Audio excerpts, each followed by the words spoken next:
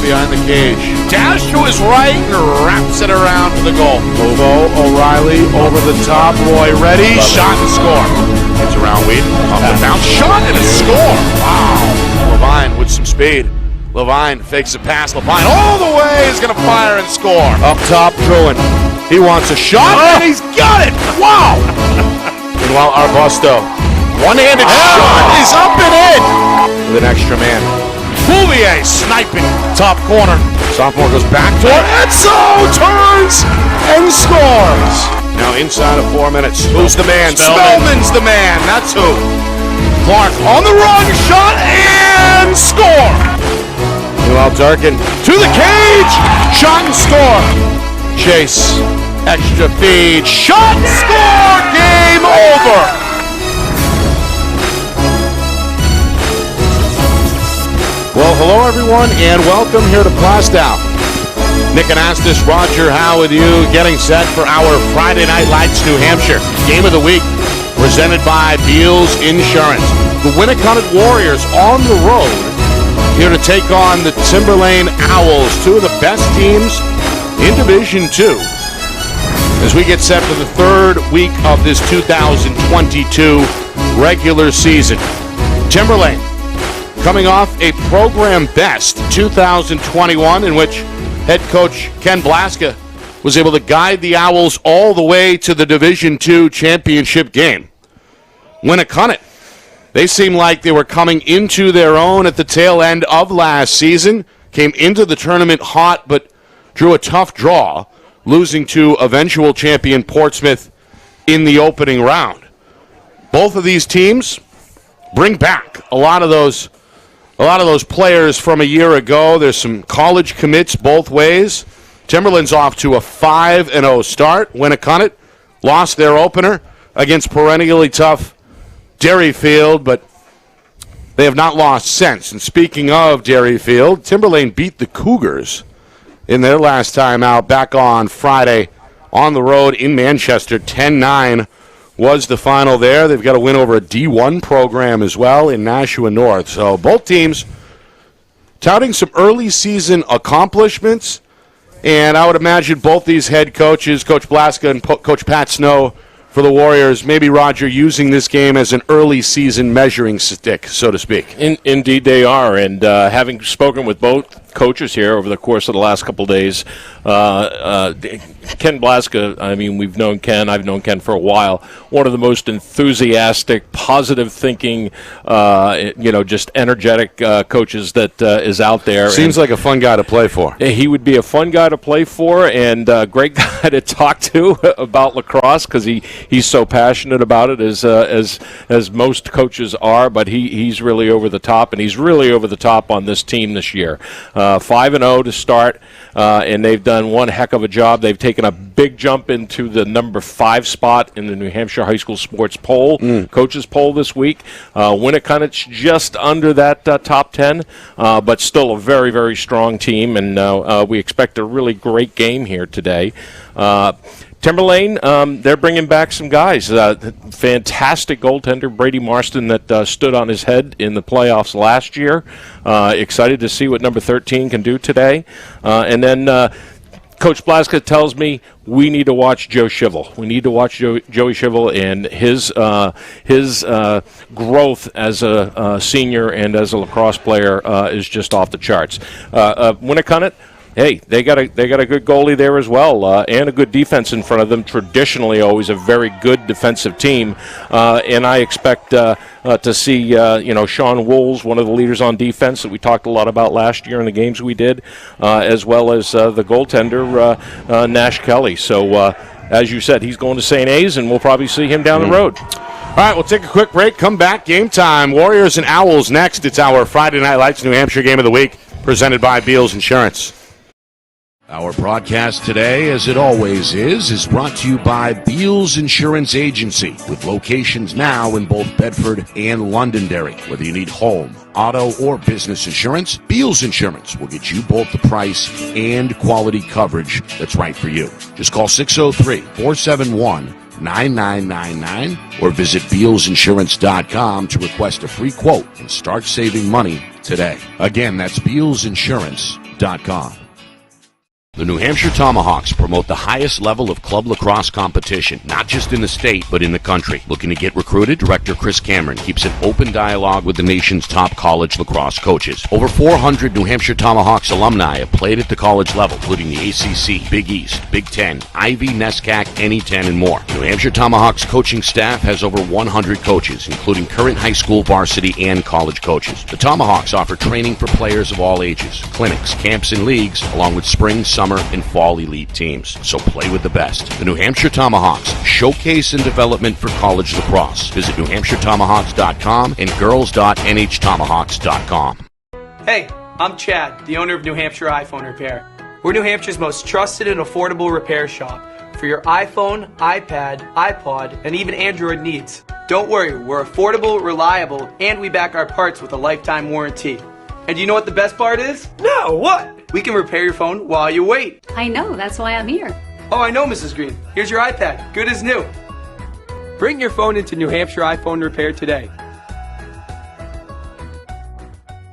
How can you reach your team's fundraising goals at no risk and no cost? MG Sports offers a variety of products to make your team's fundraiser a success. Their products include tickets and discount cards to hundreds of local businesses. MG Sports now has a digital platform where athletes can raise funds in the comfort and safety of their own home. So become another lacrosse program like Bedford, Goffstown, or Memorial that sets fundraising records every season. MG Sports, fundraising made easy. Visit mgsportsfundraising.com to start raising money for your team today. Are you thinking of selling your home? Well, now may be the time, given that spring is here, the market is hot, and interest rates remain at all-time lows. It's time to call Roger Howe, a licensed professional realtor with the Bean Group. Not sure what your home is worth? Roger will provide a market analysis for you at no charge. With 12 years experience in residential, commercial, leasing, and investment properties, Roger knows your local market. So contact Roger Howe of the Bean Group today. At Dead River Company, the work we do is about more than just filling up tanks.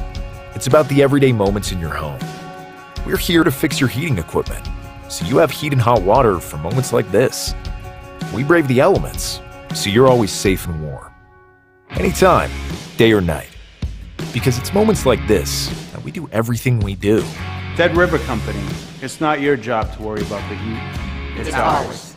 Become a customer today, and we'll be there for the moments that matter to you. Nice save.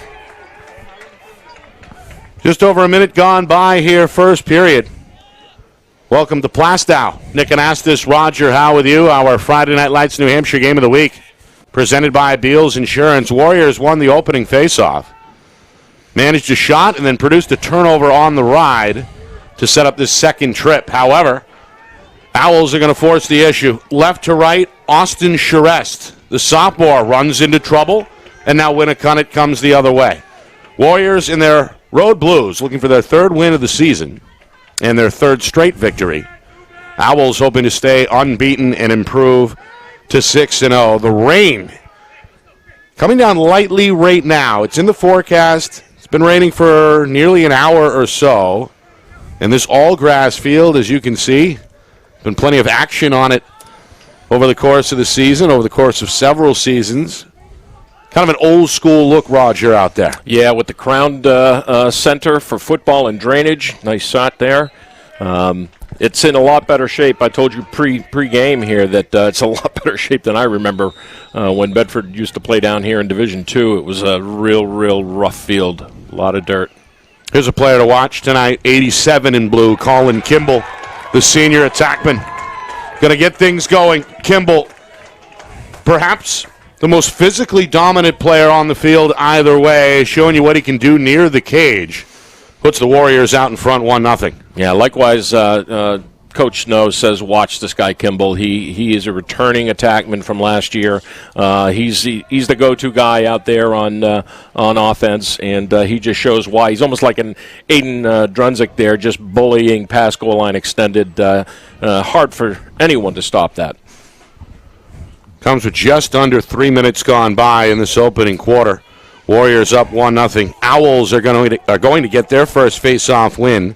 Braden Bowman, junior attackman, going to keep it himself, come behind the cage and set up what should be really the first trip offensively here for the Owls attack. Coach Blaska watching at the head of the bench near midfield. Just over 3 minutes gone by, 1-0, Winnacunnet. Yeah, Timberlane was offsides there, and all the refs are looking forward, obviously, but... Got two veterans out there, Roger. Yeah, Jimmy Tufts and Tony Palmisano. Jim Tufts has been around a long time. Good refs, good officials. Ethan Jerry, senior, goes up top. Going to swing it down near side on the wing back for Bowman. Owls showing patience. Nearly 4 minutes in. Hoping to tie this one. Slippery grass. Spin move by Eric George, one of these veterans for Timberlane. Played very well in the championship round last year against Portsmouth. Yeah, that's right. Oh, nice Pass play to the middle. Oh. George going to flick it over the shoulder. Nice job. Ends up wide, and a good play defensively by the goaltender Nash. On his way to St. Anselm, as we know, Kelly Naish, Naish, with a heads-up play there behind cage to ensure the possession. Now Winnacunnet trying to deal with the ride. The long stick creeps up to midfield. That's Andrew Fournette. The senior able to clear it. Sets up a shot that goes wide and long. It'll stay with Winnacunnet as the Warriors are able to win the foot race. That's Kyle Tilley. It's a familiar name. He's the quarterback for the Warriors. They went undefeated during the regular season on the gridiron before losing in the Division I championship. There's a few football players out there for Winnacunnet. Lowering the shoulder, here's one of them, Tucker McCann. Going to fire one himself, lose his footing. Pretty good defensive positioning there for Cole Newman. Two good takes there by the Warriors. Coming in on the fast break and as a set play with a cutter. Like it. Trying to go up 2-0. Spin to his left, Caleb White. Good take. The junior fires. That's Marston on the save. Heard a lot about him. Brady Marston, just a junior, but widely regarded as one of the best goaltenders in the division. He was quick on that shot, I'll tell you that. Offside, down low. This is Ryan Ciolfi, the junior. Spins away from the defender, leaves it top of the box for Levon McCann, senior midfielder. Ground ball, scooped up by Tucker McCann, trying to shake his man to the left. Goal line extended now. Go back to McCann. Trying to test that defense, lowering that shoulder. Yeah. Circle offense, though, not a lot of movement. Coming up at the midway point. First period. Here's the goal scorer, Kimball. To his left, gets the step, bouncing shot on the run. Marston leaves it up in the air, and Kimball's going to follow his own miss and find the back of the net. A commanding presence in the middle there. Kimball perhaps knew where that first shot was going to end up. Ended up eventually in his stick. And eventually in the back of the goal, it's 2-0 Warriors. Yeah, as Jack Edwards, the Bruins broadcaster, would say, big, juicy rebound left behind by Marston on a really, really good save. He traveled all the way up the pipeline on that, but it came right back to Kimball. Not much he could do there. Jack Edwards, the great Bruins announcer, also a New Hampshire native as well. I think he got his start at Channel 9, if I'm not mistaken. Meanwhile, another face-off win. The Owls have won 2 straight. That's Charest at the X. Meanwhile, trying to back his way to the cage is Jerry in trouble. Loose ball out in front. And it harmlessly ends up away from the cage. Winnacunnet able to get to it. And what do we got here? A timeout? It looks that way. Coach Snow going to use his first. Good clear there by the junior Tanyan Zylkowski. And he's helped out the rest of the way by his young head coach. Winnacunnet off to a good start midway through this first quarter. It's 2-0 Warriors, 2 goals for the senior Colin Kimball. Yeah, I'm trying to track turnovers here, whether they're forced or unforced, and so far Timberlane has kind of given it up in the midfield here a couple times, and once down low. Got to establish some sort of offensive presence here. Maybe it's time to slow things down a little bit and try and get something going like Winnacunnet has done here so far, which is shoot. Brady Marston's already got 5 saves in this game. So maybe time to kind of mimic that strategy. Timberlane 5-0, as we mentioned, wins over Conval and Alvern at home to start the season. And then 3 straight road wins over Manchester Memorial / Central. They win in Nashua. At Nashua North, blew out the Titans 11-1. And then really kind of a big win for the program in a lot of ways. I know it's early. I know it's the regular season, but they win at Dairyfield by a score of 10-9. They hand the Cougars their first loss to, again, cap off this 5-0 start. Can that instill some confidence, you think, if you're the Owl players? Or does that just kind of reaffirm what you already knew about yourself? Oh, no. New season, new team. I think it absolutely, gets these guys going and makes them believe that they can beat anybody. Absolutely. Especially early in the season. Dairyfield, by the way, we're going to see them on Friday when they play host to Wyndham, another team here in Division II that has raised some eyebrows in the early going. Wyndham on top of Division II right now. Yeah, they are 6-0, right, or 5-0? I think they're 5-0. Along with Timberlane, undefeated at the top of the standings. They are at Alvern today for a 4:30 start. Top of the slot, shot high and wide. Good wind up there by Ciolfi, who was left open. Well, he had some mustard on that. I like the release he has there. Warriors continuing to pepper Marston here in this first quarter as we move toward the 5-minute mark. Road team hoping to go up 3-0. Again, dipping that left shoulder is White. One ends up out of bounds there. White, good awareness, good hustle, gets to the sideline. Yeah, White, another one to watch here today on offense. This is Zylkowski, wants a one-on-one with the defender, Charest. Brings him, gets the step. Line drive shot, stopped by Marston. His 6th save here early. Junior going to examine the options here. Warriors are ready for the ride. Good ride here. They already forced a failure to advance. Long pass, nearly intercepted. Takes a high bounce and is scooped up on the move by Andrew Morin. They're going to move. The junior midi zigzagging his way. He's got the clear. Being hunted down from behind. That's the long pole, got a piece. Good defensive play by Cooper Canali.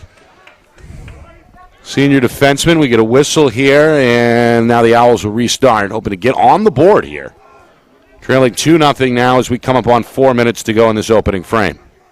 Yeah, they needed to scoot along there, and they got a good favorable call on the loose ball. Time to settle this thing down and try and get a good take here. Charest off the pick. Behind the cage, George took his eye off it and turned it over. You could tell the veteran was upset with himself there, hung his head. Warriors catch a break. Long pass on the clear. They'll use the middle of the field. Tucker McCann splits defenders. McCann avoids a third, fires a shot, and scores. A terrific end-to-end play by Tucker McCann. Known for his skills on the football field in the fall, he shows you what he can do here in the spring as he lights the lamp to put the Warriors in front 3-0. Yeah, I thought that the Owls were going to trap this in the middle, but Tucker McCann comes out of nowhere at the midfield to get this clearing pass and basically goes untouched. I mean, literally goes untouched until he gets hacked on the follow-through when he shoots the ball. Good on-your-horse run there. One of the better running backs in the state. Led Winnacunnet to a 9-0 regular season and an 11-1 finish before they finally fell Londonderry in the final. Face-off win for Winnacunnet. Warriors had won the initial face-off to begin the game, but hadn't won since. Try to keep the momentum rolling here as we move inside of 4 minutes. Kimball looking for the hat trick, and he's got to get it. Now, tough to stop this kid one-on-one, able to beat Marston with a laser shot over the goaltender's right shoulder. Winnacunnet's got themselves a 4-0 lead, and it's got Timberlane in a state of shock. Timeout is called by the Owls as Coach Blaska wants to talk it over. Yeah, you cannot stick check Kimball. You've got to get a body in front of him, and he is just blowing by these guys. It's going to be maybe even time for a change here on defense to get the right matchup on Kimball body-wise and start sliding soon. It's, a lot quicker than they're sliding right now because they're really not getting any extra help there. Well, it's an unfamiliar spot for the Owls, the 5-0 Owls, as, they were back and forth with Derryfield. That game aside, though, really held the lead through 4 quarters to the first 4 games. Beat Conval 7-2. That was the closest margin of the 4. Blowout wins over Alvern of 13-4. Central/Memorial 15-4. And as I mentioned, they beat North 11-1. So trailing early, especially here at home, a uncomfortable and unfamiliar spot, I'm sure, for Timberlane. Indeed. Yeah, we'll see what Coach Blaska changes up here. There's going to be a face-off, obviously, so we'll see what transpires out of this possession from him. And more importantly, what's the answer to stopping Kimball here? Timberlane looking for somebody, I think, to make a play. And as you mentioned, turnovers have been an issue here plaguing the offense. It's been pretty even at the X. A win there for Charest. He's going to keep his balance along the near sideline and head towards the cage. Nice. Give and go. Back to Charest. A shot. Yeah, it goes. And a score. It goes. It goes. Able to beat Kelly. Looked like through the 5-hole. Yeah, I'm not sure. It looked like it went maybe between the post and Marston. Kelly, that is. He was making a jump. Got fooled on the first fake, I think. Yeah, we didn't quite see it with the camera there, but took a hit from Canale as well after the release. Good assist on the play from behind the cage by George. And Timberlane finally able to break the ice with just over 8 minutes gone by in the game. So the first 3 go to the Warriors. Timberlane gets the goal. And now the Warriors are going to win the face-off. Try and look for the answer. McCann trying to battle with Bowman. Lost his footing. No whistle. Play continues. Owls come up the sideline but lose it. He came out of the box too early in my estimation.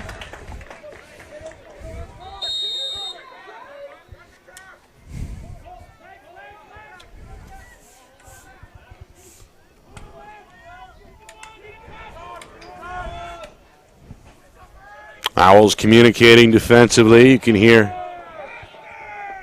really teams from both sidelines trying to encourage their teammates. Warriors are going to bring it middle. This is Caleb White. Skips, spins, fires. So that one goes low to high, wide left. Stay here with Winnacunnet. Inside of 3 minutes first quarter. Yeah, even now they're giving Kimball too much space here. Ciolfi going to tiptoe that back boundary, given room by the defender, Morin. Going to bring Morin near side, draw the slide, forces a pass middle that's broken up. Loose ball, far side, ground ball, scooped up by Logan Johnson, the sophomore defender, but we get a whistle. Got someone down. And there's a Timberland player down on the ground. Happened on the opposite side of where the ball was. Didn't see it, to be honest, but it looks like a lower leg injury.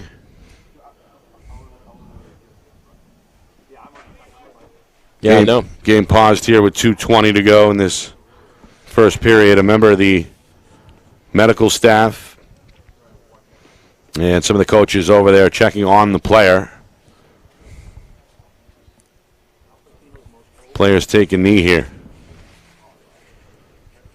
Well, again, if you're just joining us, Winnacunnet got off to the start they were hoping to get off to. Senior Colin Kimball scored the opener with just about 3 minutes off the clock.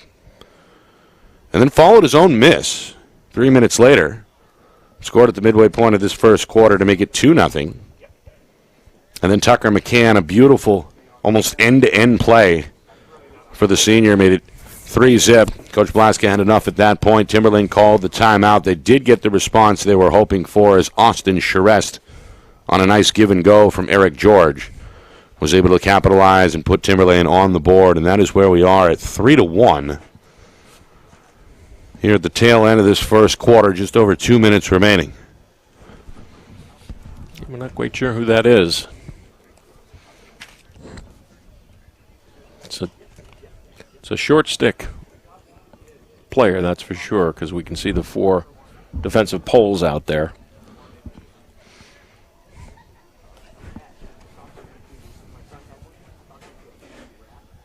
Well, they're going to keep working on it. Looks like that left leg.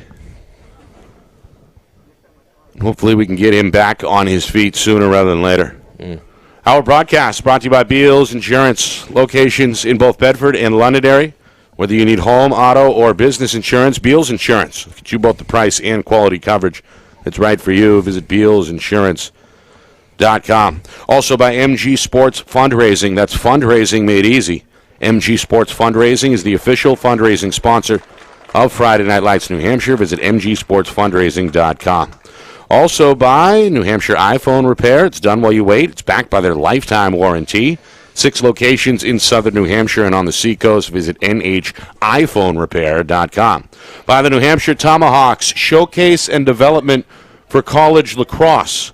Visit nhtomahawks.com and also girls.nhtomahawks.com. By the Dead River Company, a full-service heating provider committed to keeping New Hampshire warm with propane and heating oil. Learn more at deadriver.com. And finally, by the Bean Group and Roger Howe Real Estate, your local professional for all types of real estate, residential, commercial, leasing, and investment properties. Call 603-247-1583. Nick Anastas, Roger Howe with you with 2 minutes to go here in this first period. It's 4-0 Winnacunnet. Yeah, that injured player was Jake Manning, and he is on the bench, and they're working on him right now. And the junior seated on the aluminum seating. Again, looked like they were checking out that left leg. Meanwhile, nice Owls get the cut they were hoping for. It's George who finishes it off. The officials say he was in the crease. They're going to wave it off. Wow. And then the outlet pass is over the head of the intended target, Jacob Magry. Wow. Sophomore couldn't reel it in. It goes out of bounds. It goes right back to Timberlane. So scratch the goal. It remains a 4-1 Winnacunnet lead. Yeah, the officials are trying to communicate here. Jim Tufts wants the ball back down. Yeah, he gave him possession back. That's the right call. Morin back up top. This is Austin Patno, the sophomore midi. Boy, I like that play, though, that got called back. It was a great play. Great quick stick. If it stood, it would have been a pretty one. Good pass. Meanwhile, Jerry, good move, wants one of his own. That shot a couple of inches over the crossbar. It'll stay at this end. Coach Blaska calling out the play. It's George in traffic, jammed up. Good defensive effort by the long pole, Sean Wools. Senior headed to Westminster. Good ride here. Joe Larrabee, another of these senior Winnacunnet Warrior players, able to absorb a few hits. Same thing for Nico Zano. Another one of these football players that can take a hit or two, clears it himself on that far side, now sets up the attack. In a good spot here with inside of 40 seconds remaining in this first period. Warriors a chance to match their largest lead from earlier. McCann spins left, looking for a lane. Now will fire a bouncer that goes 5-hole. Salutes the opposing team after scoring his second goal. 5-1 Winnacunnet, 25 seconds to go first quarter. Well, the defender there, the short stick midfielder, Patno, he just kind of gave up on this. He got a good, he just kind of backed away from McCann, and McCann stopped what he was doing on the dodge and just let it rip. You know what I'm seeing so far in this game, Nick, is I'm seeing some smart lacrosse from the offensive shooting side. They're using the ground a lot here too. Seen a lot of bounces. You're right. Yeah, and that you would normally kind of see that from a team that doesn't play on grass, but both these teams play on grass all the time. So that's interesting. Good play here. It's Johnson, the sophomore, able to keep his balance. Timberlane now fighting the clock though, down to 10 seconds. Oh, Jerry off target. Oh. Trying to avoid the official on that far wing was George. Couldn't catch up to it. It goes back to the Warriors with 6 seconds. Zano going to loft one down the near sideline. Zielkowski at midfield can't catch up. And that'll do it for the first period. A good start for the Warriors on the road. The attack coming with some fire. They lead 5-1 after one. Timberlane looking for an answer when we come back to Plastow in just a moment. You are watching our Friday Night Lights New Hampshire Game of the Week, presented by Beals Insurance.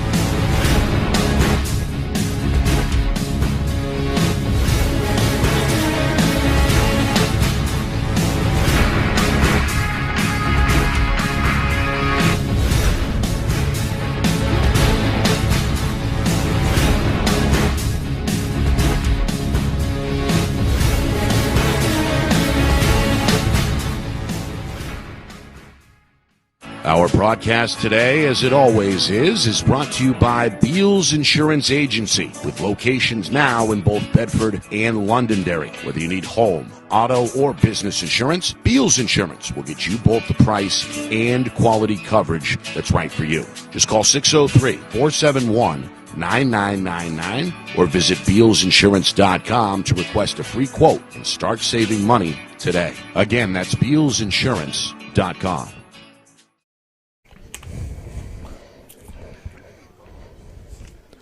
Well, the senior attackman Colin Kimball has gotten Winnacunnet off to the start he was hoping for.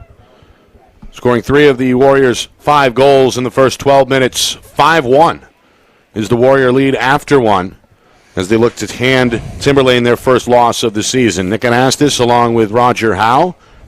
It's our Friday Night Lights New Hampshire Game of the Week, presented by Beals Insurance.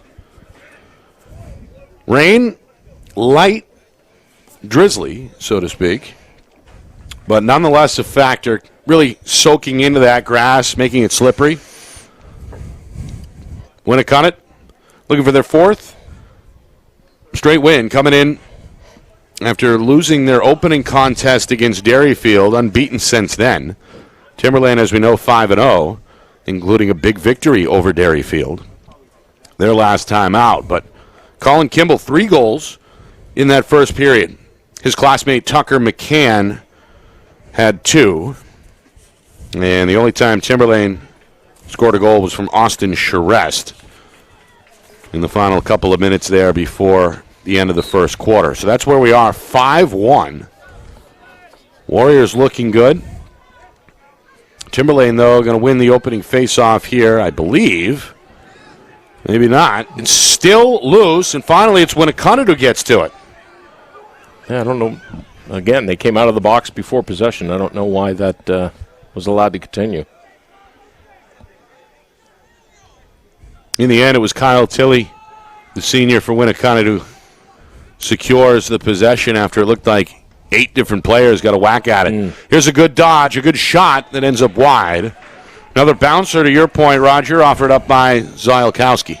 I love this. I love that they've adapted to the field conditions here. Kimball looking for his 4th. Marston says no. And the Owls get a ground ball from Cole Newman. Sophomore emerges from a crowd. Marston now fires the outlet, far side. Charest, nice double team, comes middle. And now the Owls looking to cook here. Taking his eye off it, though. Too early was Jerry. And it's going to cost Timberlane. Seen that a few times. Just dropped passes. Warriors trying to clear. Zielkowski, far side. And now Canelli gets the step for the clear, and the Warriors ready to set up. Just over a minute gone by, second quarter. Brady Marston's earning his keep today. He is already 7 saves into this game, and A lot of rubber being thrown at him. Another opening. This is LaVon McCann. Never pulled the trigger. And now it's loose on the far wing. Bodies on the move. I think a 10-man pig pile over there. Timberland player ends up on the ground. We get a whistle. And the Owls are going to get it here with 2 minutes gone by second quarter. Yeah, all of the Warriors' goals are unassisted, and we're really just seeing them muscle and power themselves to the goal here. We're not seeing a lot of set offenses. It's just them overpowering the Owls right now. Timberlane have had problems producing shots, I think, consistently here. On net. They don't even have a shot on net here to Kelly other than the goal. And they're losing the time of possession battle as well. So Owls trying to get them back one at a time. Here's a low bouncer that'll go wide. Jerry with some pretty good footwork there at the top of the slot. Good change of hands, too. Slaps high five with his teammate Andrew Morin. And now behind the net we get the restart from Bowman. Bowman draws the slide near side, shakes him off, pulls the trigger, ends up wide to the left. And behind cage out of play, George ready for the restart in the far corner. Yeah, Bowman got pinched there between two defenders on the follow-through, and really, I think he hurt his shoulder a little bit. Oh, yeah, big cross-check right up on the top of his right shoulder. Warriors have come ready to hit this afternoon. Physical team. Bouncer. It's away from Jerry, loose in the corner, and there for Winnacunnet is Ciolfi. Good pass on the move by the junior, contested, broken up, out of bounds. Timberlane going to force the turnover on the ride. Well, Coach Snow hoping for a quick sub. In fact, both teams go to the bench here. Owls looking for their second goal. Got their first from Austin Charest, just inside of 4 minutes back in that first quarter. Good turn. There's the pass and score. Flag flies. George, who had a goal called off earlier in the contest, is going to score this one, but we do get a flag which is thrown immediately afterwards. Yeah, this is going to be on number 76, the defender for Winnacunnet. Late hit. Good pass here by Bowman to George, and he just clobbers him up high with the cross. Yeah, cross check, 1 minute. First penalty either way in this one. That's the fine line, right, Roger? You want your defense to play physically, but within the rules. Well, it wouldn't have been a penalty if it weren't for the fact that he was up high. He got him up high underneath the grill, and, a little bit late, too, the follow-through there. And that's a judgment call, but you're right. I mean, if he had gotten him a little lower, maybe used his shoulder, it probably wouldn't have seen the flag. It's a fine line, for sure. Meanwhile, McCann able to take that one down the middle, heads up. Hit from behind, flag flies, and the whistle blows. McCann with a somersault after winning another face-off there for Winnacunnet. Landed hard out in front of the cage, but showing the toughness, comes over, gets a new stick. It's going to be a trip on 23. Yep. So we were penalty-free, but now back-to-back penalties here with just over 3 minutes gone by second quarter. Zano down on his right knee in the Warrior penalty box. Logan Johnson, the sophomore, serving the bid for Timberlane. All right. We're almost even here on the times. We'll see what happens on the EMO for Winnacunnet, what they can do here in that time span.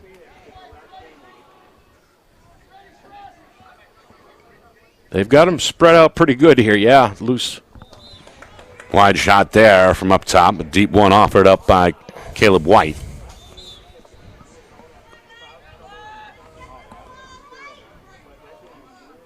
Interesting how they're forcing the dodge here on an EMO. Not much. Whoa, good snag. Paris, the defender, who knocked it down, and ultimately it's Paris who ends up with it for Timberlane. Good play. Bowman changes direction, avoids two defenders. Looks for a man near the cage. George behind the back, off target. Jerry having to backtrack, but does scoop it up off the grass. Now Jerry has got to step on the defender. Has a man, the trailer, the bouncer. Won't work. Good idea is Austin Patnode fired. It'll stay down here with the Owls. Didn't see the actual play because it was away from where the ball was, but George either turned his ankle or he's walking very gingerly around the crease right now. Both penalties have expired. Another good play. Canale has forced a couple of turnovers. The Winnacunnet defender on the clear. McCann throws it over his left shoulder to White. Now back to McCann on the near side wing. Nearly 5 minutes gone by, second quarter. Warriors have played out in front throughout. They scored the game's first 4 goals. Looking to match their largest lead of 4 if they can score on this trip. Kimball's got 3 of them. They want to set him up with him behind, and he's going to drive. Looks for the pick, comes middle, using that big body to his advantage. Going to cash in with another bouncing shot. Colin Kimball starting to put together a really impressive first half, his 4th goal. And the Warriors lead again by 4 at 6-2. I mean, this is just all muscle. There's nothing more to this. The slide comes, but he just does not have enough there to body up on Kimball. Kimball just doesn't even move or lose stride. They're going to have to get that hole filled up pretty quick and try and do something as far as getting him off stride and kind of immobilize him as best they can. But they need some bigger bodies in there. 6-2. Another guy taking the face-off for Winnacunnet, Zelkowski. It had been Tucker McCann for the most part in this first half. Zelkowski gets his team the win, and now looking for the clear is Sean Wools. Up for grabs, far side. Marston going to weigh in just out in front of the cage. Ooh. Long outlet pass, though, again off target. I think Timberlane continuing to have trouble against this Winnacunnet ride. Yeah, and I think Marston actually did Austin Charest a favor there. If he had put it right in his cross, he was going to get leveled. He may have seen that long before it happened, so they threw it a stride there. Yeah, you don't want to hang your guy out to dry. No, kind of going across the middle on a screen pass and knowing that on a Sunday afternoon, right, when somebody's cornerback's coming at you. Licking their chops, ready to lay you out. Meanwhile, this kid's licking his chops, looking for number 5. Now look at the defense, Nick. 4 guys on Kimball at that point. Drew the attention that time along the near post. Ball ends up out of play on the far side wing, and it'll stay right here with now inside of 6 minutes to go before halftime. White behind the cage. Bangs heads with the defender, draws a second man, lost his footing, lost the ball. Scoops it back up safely and pulls it out. Oh, look at the opening. McCann looking middle. That one dropped. Had LaVon McCann right there in the slot. Warriors, though, ultimately get another ground ball. They've had that advantage in this first half. Ciolfi. White lowers the shoulder. Bouncing shot. Scores. Tough one there. Defense all over him. Didn't matter. Caleb White's first goal puts the Warriors out in front by 5 now for the first time. 7-2 with just over 5 minutes to go, second quarter. So here's the drawback of going double up on a guy like that. You have no slide. There's nobody in the middle there, and he just doubles up, takes the 2 doubles, and he just fires away. And this team is just overpowering every single corner of the defense right now. They've led wire to wire so far. Looking to end this first half on a high note, as they now scored back-to-back goals to open up a 5-goal deficit for the first time. Canale, the long pole, gets to the face-off. Another win for the Warriors at the X. Nice play. And a clear there. Zalkowski trying to spin inside of the defender Newman, who poked it loose. Zalkowski stays with it. Behind the cage, looking for cutters. Going to keep it himself. Marston Gets a piece. This one goes sky high up into the gray sky, where it eventually takes a couple of bounces on the far wing. Is kicked up in the air before Tucker McCann able to snatch it for Winnacunnet and get a timeout from the Warrior sideline. Coach Snow wants this possession. Burns his second and final timeout of this first half. With just over 4 minutes to go until the break as we get a look at the Marston save. You know, I really like what Brady Marston did right then. I call it standing tall as a goalie and coming off the pipe instead of hugging the pipe there. He actually came out to the edge of the crease and just waved every body part out in front as he could. And looks like it actually went off his upper shoulder, his right shoulder. But smart goaltending right there, and he's taking a beating. Well, as you highlighted early, he's seen a lot of rubber, really from the get-go, and Winnacunnet has not let up. Yeah, he just goes, yeah. Good play. Just good instincts. Smart timeout here, though. Coming up at halftime, we'll take a look back at the first half, full recap. Roger's got the stats over there. We'll get those to you at halftime, plus a look around the state with the out-of-town scoreboard. That's all coming up at halftime. Nick Anastas, Roger Howe with you. It's our Friday Night Lights New Hampshire Game of the Week presented by Beals Insurance. First of two this week. Friday will be in the Queen City. We'll stay in the division. Division 2, Dairyfield playing host to undefeated Wyndham. So the Jaguars looking to test themselves on the road. Dairyfield hoping to rebound after losing their last time out to this Timberlane team by a score of 10-9. So that's coming up Friday afternoon. We'll be on the air about 3:45 Eastern with the opening face-off coming your way at 4. Now, they had a big win yesterday, though, against Hanover. Hanover didn't last too well, 16-3 in that score with Dairyfield, so they're back on track. Yeah, they don't stay down for very, very long. No. Under longtime head coach Chris Hetler, who is, of course, also the athletic director. But, I mean, you look at the NHIAA standings right now, and you see Winnacunnet kind of on that last third of the standings. But Division 2 is just going to be a logjam at the top there with all those good teams. Yeah, it was deep last year, as we know, very deep. And it seems like there's just as much parity this year.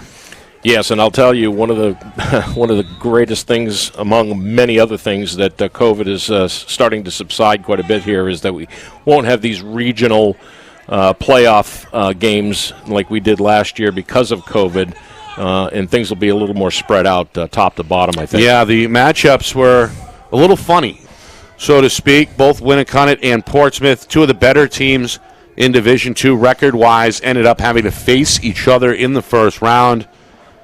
And ultimately, Portsmouth was able to prevail, part of that championship run that the Clippers made, which ended with a win in the championship over Timberlane. So it'll be good to get things back to a more reasonable tournament field, for sure. Yeah, it's kind of like having a March Madness bracket and everybody, within a certain mile radius is playing each other. And right. They've already done it, and, Coming up on 3 minutes, second quarter. Timberlane trying to chip away at this 7-2 Winnacunnet advantage. Offense trying to get on the same page, get into some kind of rhythm here, really for the first time this half. Good defensive play. Wools lunged at the ball from behind. That draws the whistle. Yeah. He's going to go. Well, they're going to get a slash on Zano. Not Wools, but it's Zano who's going to serve for the second time. Yeah. Some time here on the box. Second penalty against both Zano and Winnacunnet in this first half. We saw one earlier against Timberlane as well. But neither team really has been on the EMO. Remember, the first two penalties were seconds apart. Right. So now really, for the first time either way, we get to see a man up here with Timberlane. George pulls the trigger.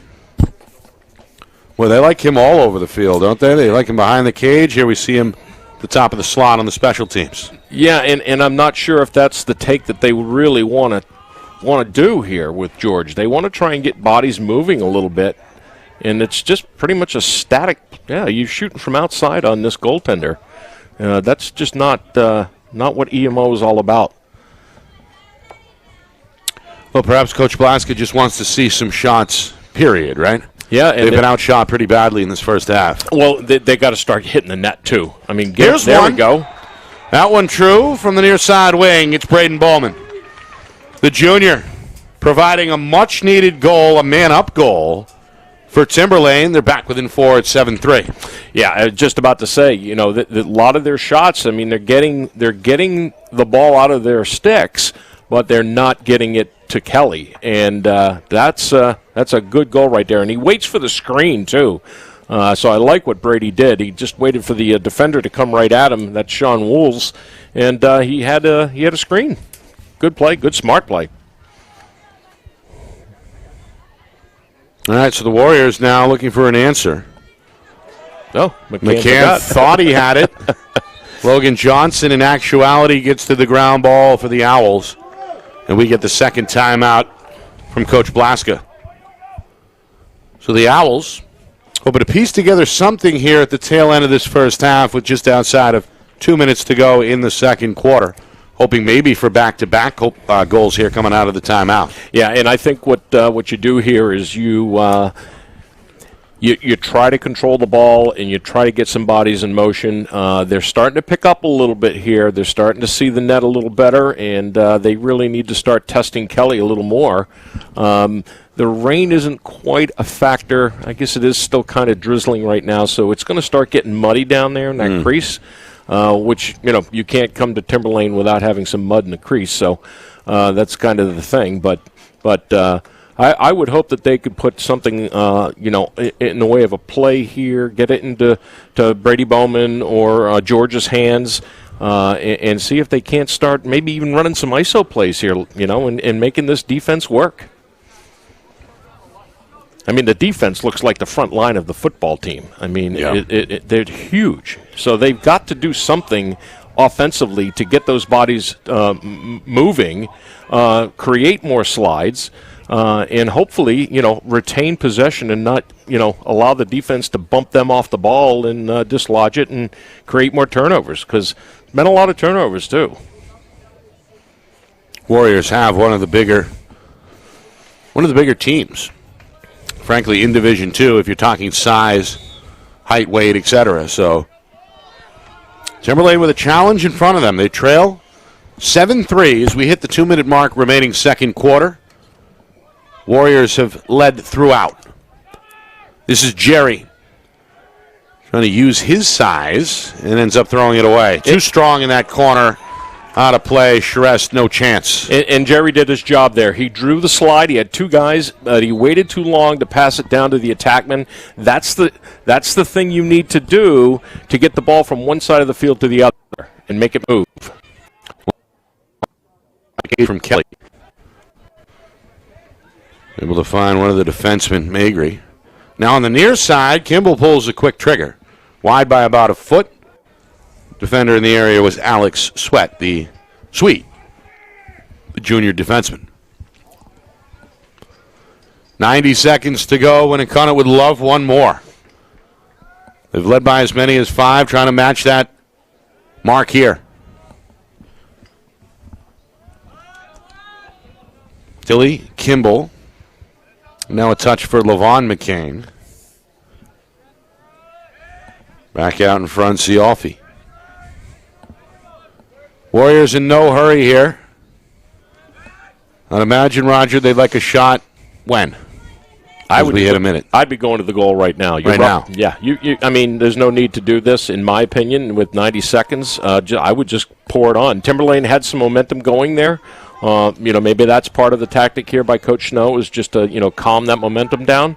But, yeah, when you're doing this all day long and leaving guys open like that, what do I know? Cialfi found a hole in that defense. The pass on the money. And the junior's got his first goal. Winnacunnet now with an 8-3 lead. We've said it many times over the last couple of years in broadcasts, just sometimes you get into that circle offense and you just lull the defense to sleep. They think you're going to be sliding adjacent, or that's what they think as a defense, that they're going to get help adjacent, but they're so wide open that guys can kind of creep into the middle, and that's exactly what happened there. Yeah, you turn your head and then you go, right? If you're Cialfi behind the defender, it looked like, awaited patiently for the opportunity and then took advantage. Yeah, and it's all just falling asleep, just not paying attention. Ball watching, as we call it, down on the field. Early start here against Bowman. Going to reward the Warriors. And Winnacunnet still with some time here, coming up in 30 seconds, trying to take their largest lead into the halftime locker room. And Braden Bowman is just, his poor body is taking a beating today. He's undersized at the X. And McCann, one of the more physical players for the Warriors, has thrown a few shoulders his way. Yeah, and he's been taking a beating by the defense down on the other end, too. Meanwhile, a turnover. Oh, I'm sorry. Newman still has it. Throws it wildly downfield with 5 seconds. Time for one more save for Winnacunnet's Kelly. Able to stone Andrew Morin cold to end the first half. Wow. A big first half for the road team. Warriors looking for their third straight win with an 8-3 lead at halftime over undefeated Timberlane. Yeah, just that's actually a good take. Time running out on the clock. You don't have a scoreboard down this end. You mentally are watching or thinking where the countdown's going, so I'm okay with them firing away there. But again, that was Kelly's first save of the second quarter. So right. You got to put that ball down on the ground. All right, coming up at halftime, full recap as we look back at the first half with stats and highlights, plus a look at the out-of-town scoreboard. A busy Tuesday statewide here in the Granite State. 8-3, Winnacunnet on top of Timberlane at halftime. You are watching our Friday Night Lights New Hampshire Game of the Week, presented by Beals Insurance.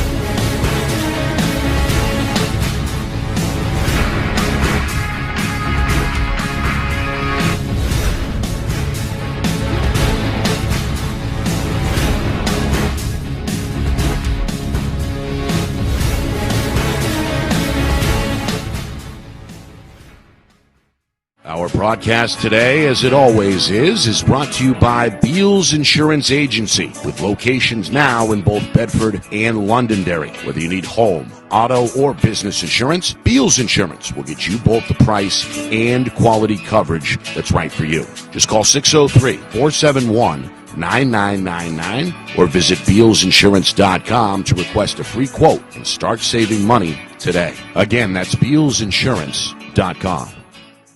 The New Hampshire Tomahawks promote the highest level of club lacrosse competition, not just in the state, but in the country. Looking to get recruited? Director Chris Cameron keeps an open dialogue with the nation's top college lacrosse coaches. Over 400 New Hampshire Tomahawks alumni have played at the college level, including the ACC, Big East, Big Ten, Ivy, NESCAC, NE10, and more. New Hampshire Tomahawks coaching staff has over 100 coaches, including current high school, varsity, and college coaches. The Tomahawks offer training for players of all ages, clinics, camps, and leagues, along with spring, summer, and fall elite teams. So play with the best. The New Hampshire Tomahawks, showcase and development for college lacrosse. Visit NewHampshireTomahawks.com and girls.nhtomahawks.com.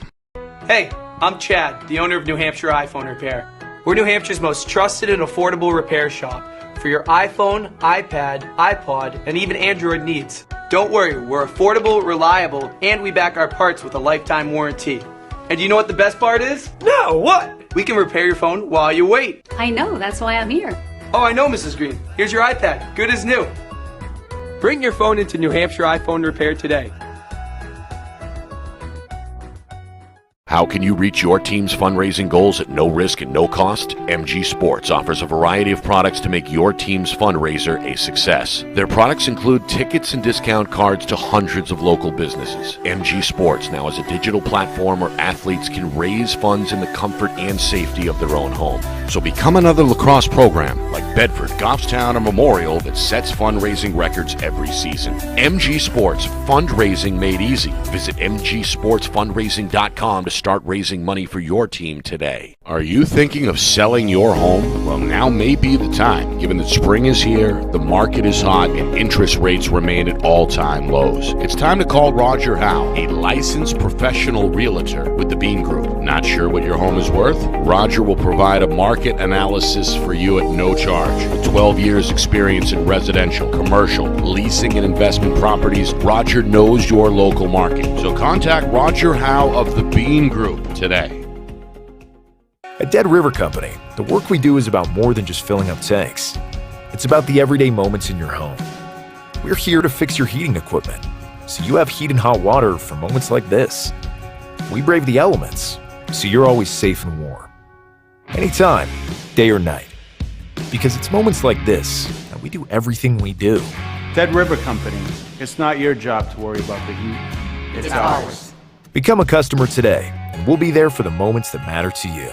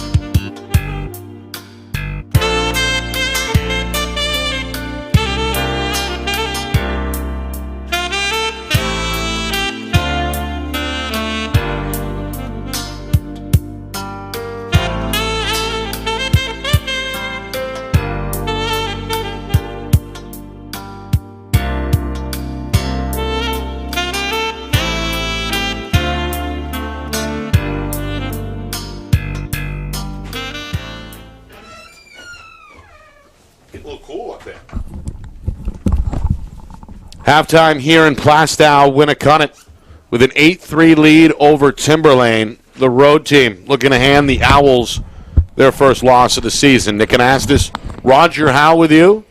A rainy afternoon did not deter the Warriors. They came off the bus ready to play. A physical first half. They scored the game's first goals. The first two from senior Colin Kimball. And, it was 2-0 about midway through that first quarter, and then back-to-back goals. Tucker McCann on a gorgeous right-to-left play, and where he went nearly the length of the field.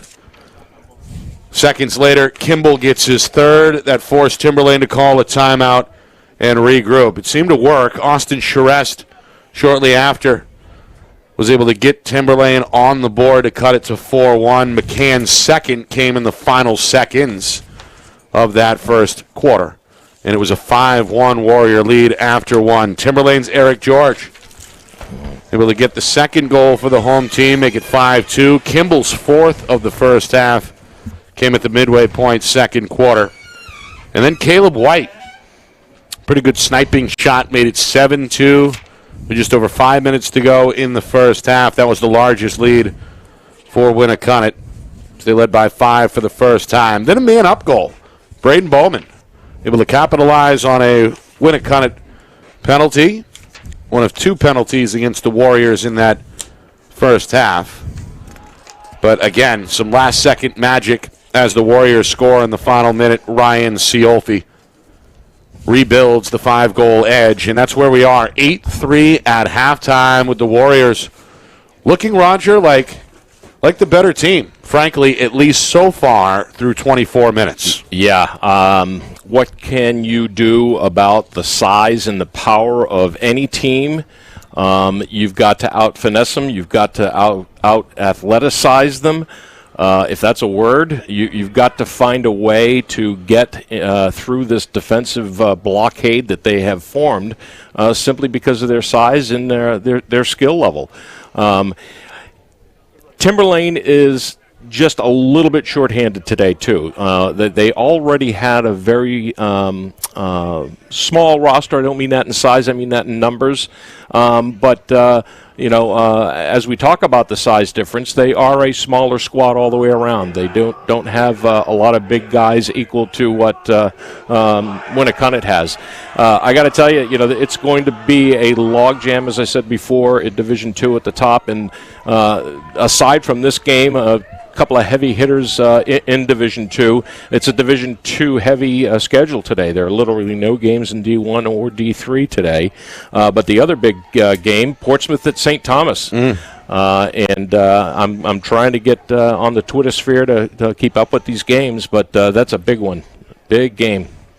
Yeah, we were talking actually, coincidentally, off air about St. Thomas and the improvements that the Saints have been able to make under the new head coach. And, well, those in the know have said all season to watch out for the Saints. So if St. Thomas can beat defending Division II champion Portsmouth, that would be a validation, I think, of what a lot of people suspect.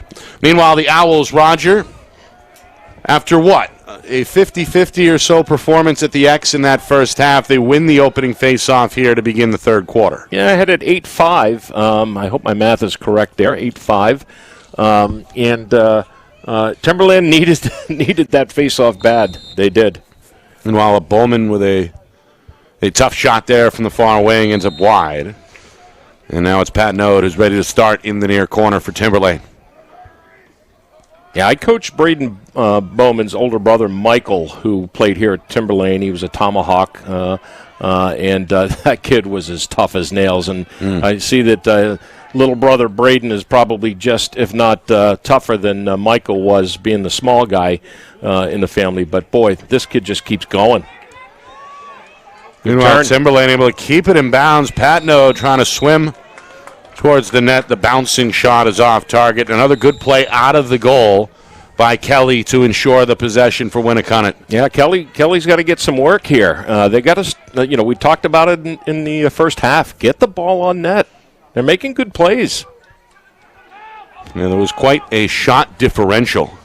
Shots on goal differential in that first half, with Winnacunnet mounting a pretty commanding advantage in the category.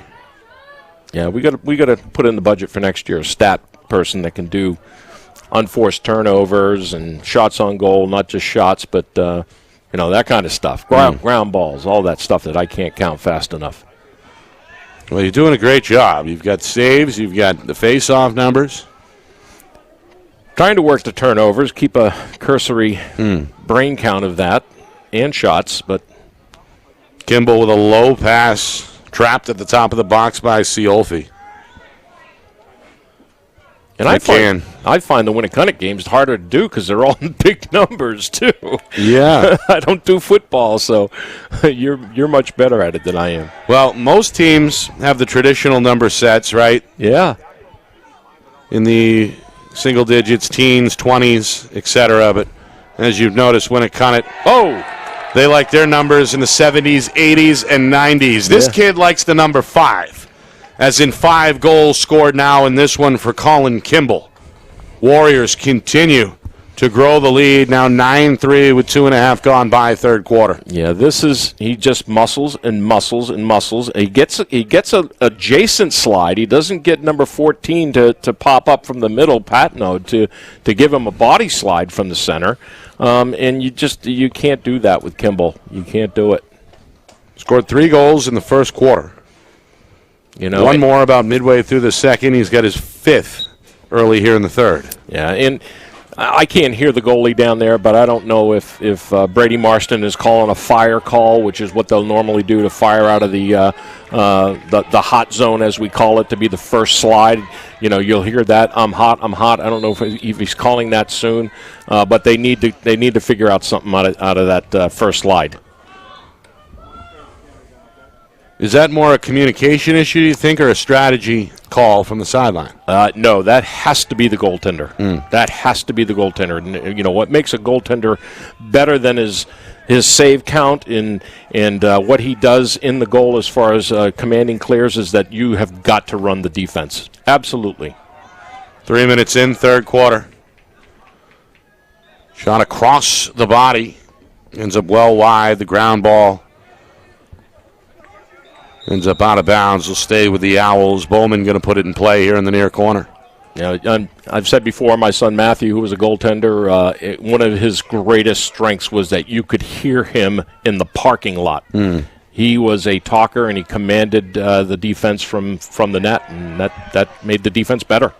Good play. It's the long step, Jacob Madry. Winnacunnet again forcing another turnover. They got numbers. Ooh. You go across the zone, trying to find White on the near side. It goes all the way through and out of bounds. Wow, we saw the Warriors push the ball a little bit here. I like that little bit of tic-tac-toe and the little under twist backhand play on the defensive side to get that clear started. Meanwhile, the Owls tipped it out of play, so it stays with Winnacunnet. Good defensive offering here by Perez. Spot. Takes a wrong bounce if you're Timberlane. Right towards the net.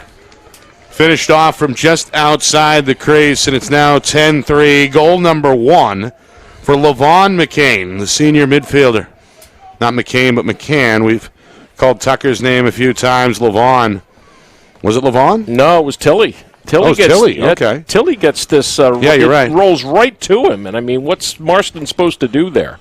There was actually some pretty good defense at the top of the box there. The Owls defender, number 8, Braden Paris, he held his ground pretty good there, but man, did not get the right bounce. First goal for the senior Kyle Tilly.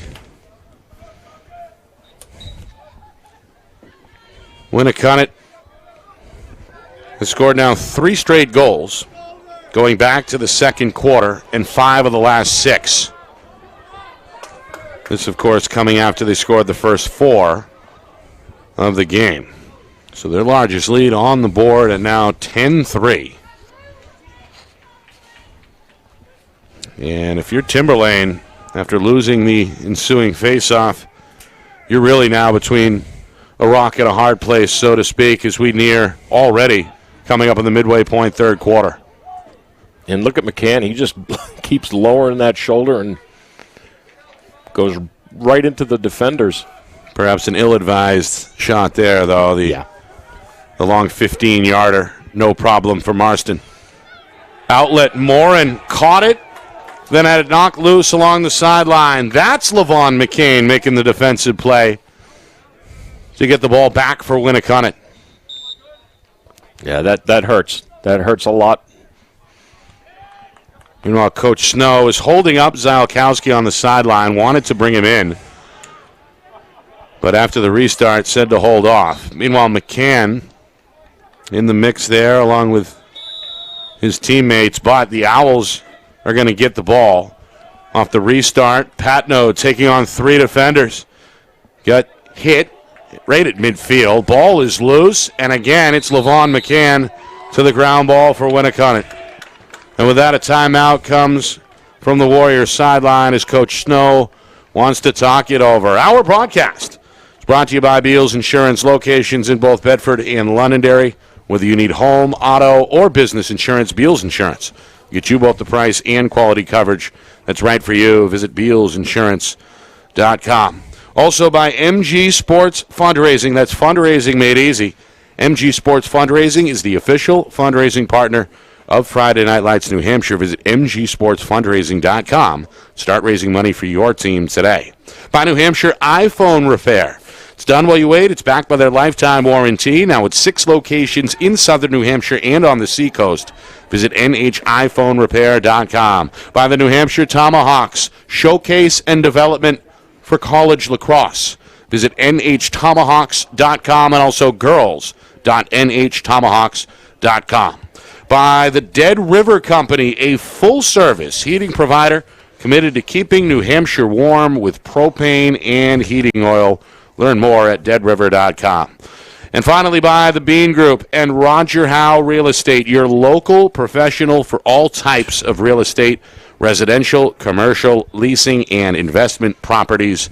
Call 603-247-1583. Nick Anastas with Roger Howe with you. It's our Friday Night Lights New Hampshire Game of the Week, presented by Beals Insurance. Midway through this third quarter, the Winnacunnet Warriors in search of their third straight win, hoping to hand Timberlane their first loss. The road team is led throughout, and they've got their biggest lead on the board right now at 10-3. Yeah, they are. They're just powering it past the Owls in this game, and they're starting to play what I was hoping I would see a little more of, and that's controlled offense. Use your skills, not just your brawn and your body, and start playing some more organized, I guess, offense rather than just a score sheet that has no assists on it. Get the other guys involved in this. We got 1 assist throughout the entire Warriors scorecard, and that's Caleb White with an assist on Chiafli's goal.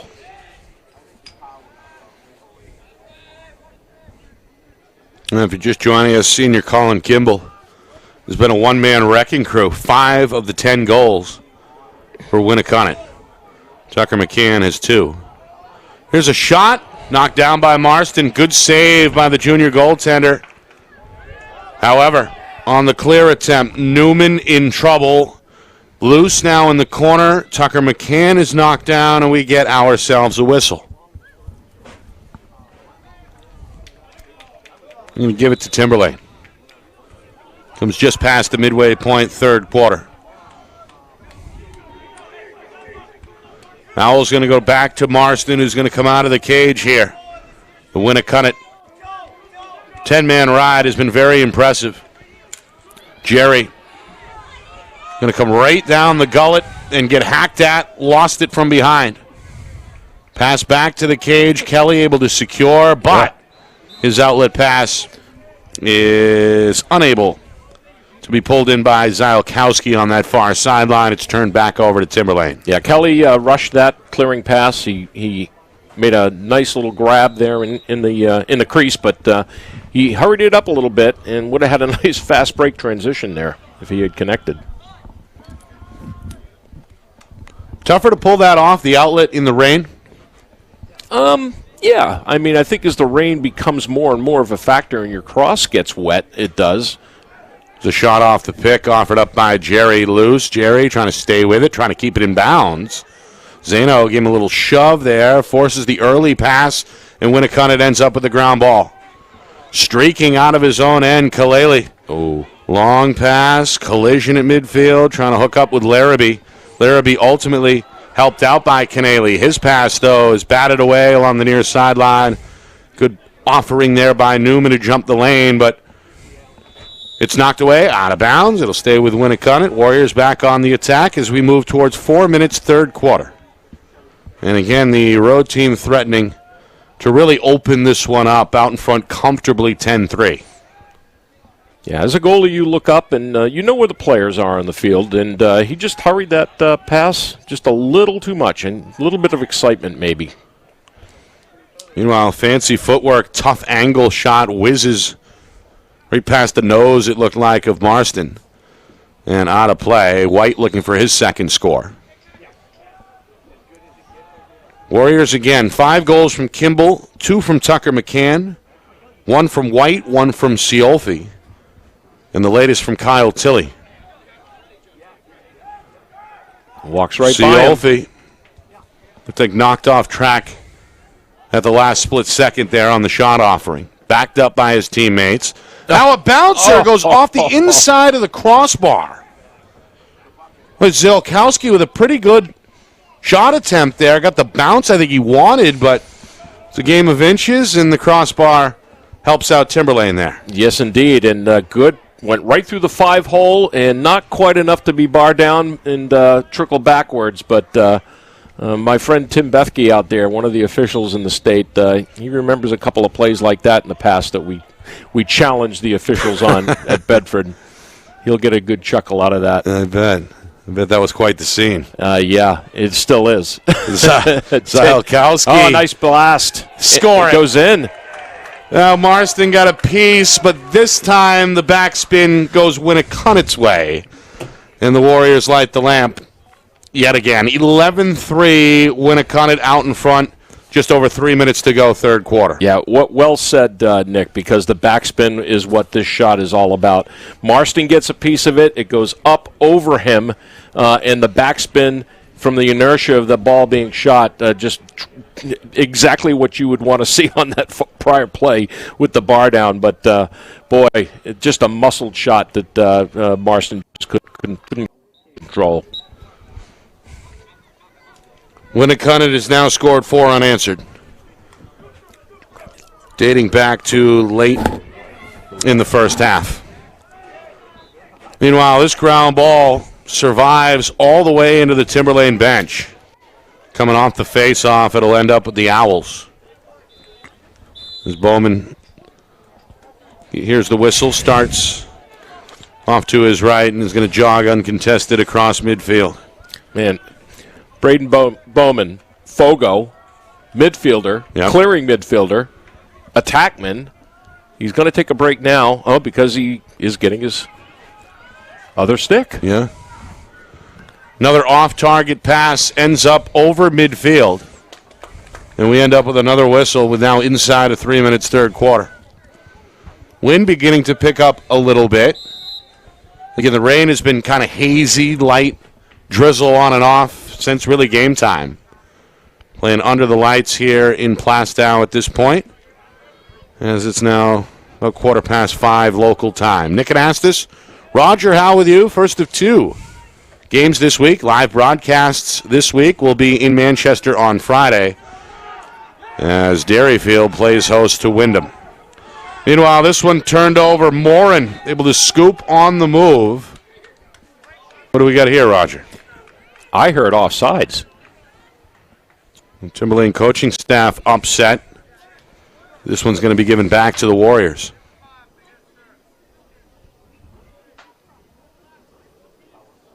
Now the officials trying to talk to one another, it looks like. Also Coach Blaska demanding an explanation from the home sideline.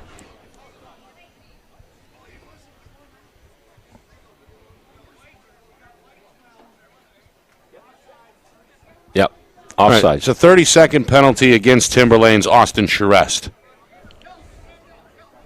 And that's got Coach Blaska upset. Yeah, and you know what? They're counting forward, and the ball was just over the 50-yard line, so I'm not quite sure where they're seeing the offsides.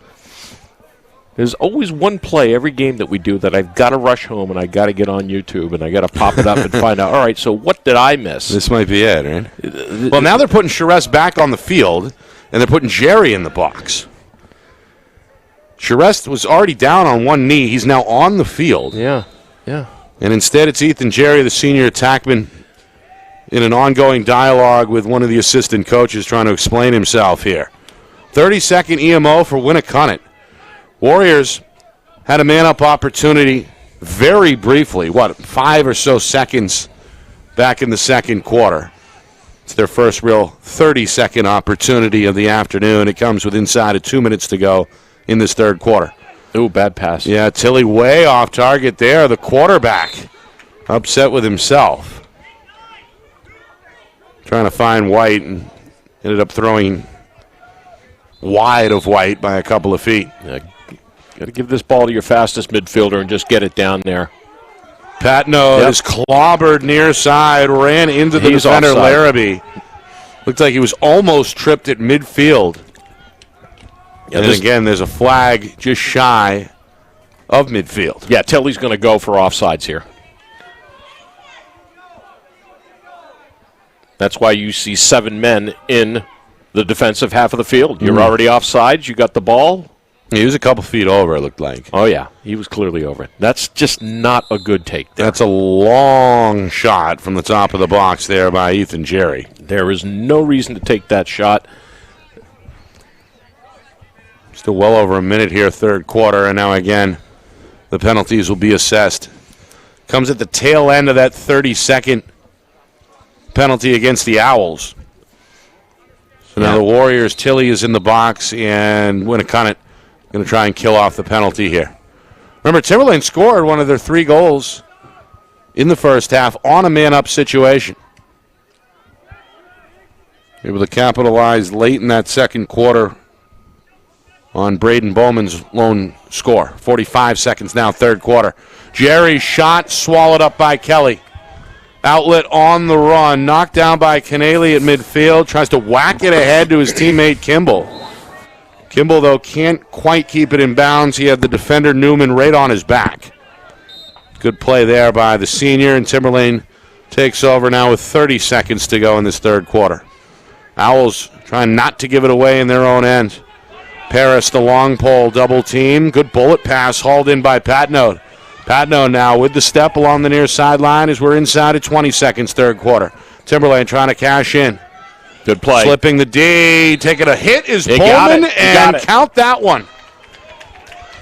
Braden Bowman, the junior, who was hung tough in this one despite the score, able to find a way to light the lamp for the second time. It's now 11-4 Winnacunnet. Man, this guy he's got to be stocking up on spinach or something, because I can't believe the pounding he's taking. Boom, 2 guys, and then he goes on his butt. I mean, and he puts the ball in the net to boot, and he has just been a freaking workhorse today. Foe going out there now after scoring the goal and being planted down by the crease. This kid's an Iron Man. That's the second man up. Yeah. Goal as well for Timberlane, as that comes with just seconds to go on the penalty. 10 seconds remaining, third quarter. Ground ball whacked at. Kalkowski takes a big hit. Is that a reface? Just in front of the scorer's table. Well, is he going to give it to Timberlane? It was Bowman who gave him a pretty good whack. 5 seconds on the clock. I think this belongs to the Owls. All right. Yeah, Morin's got the ball in his stick. 5 seconds. Lofts one down near the cage. Takes a bounce in front of the crease and is knocked away harmlessly by Zeno. And that'll do it for the third quarter here in Plastow. Winnacunnet flexing their muscles. Big lead going into quarter number 4, 11-4 over Timberlane. Will the Owls find some home field magic in the fourth quarter? Is this Winnacunnet's game from the get-go? We begin to find out next. You're watching our Friday Night Lights New Hampshire Game of the Week, presented by Beals Insurance.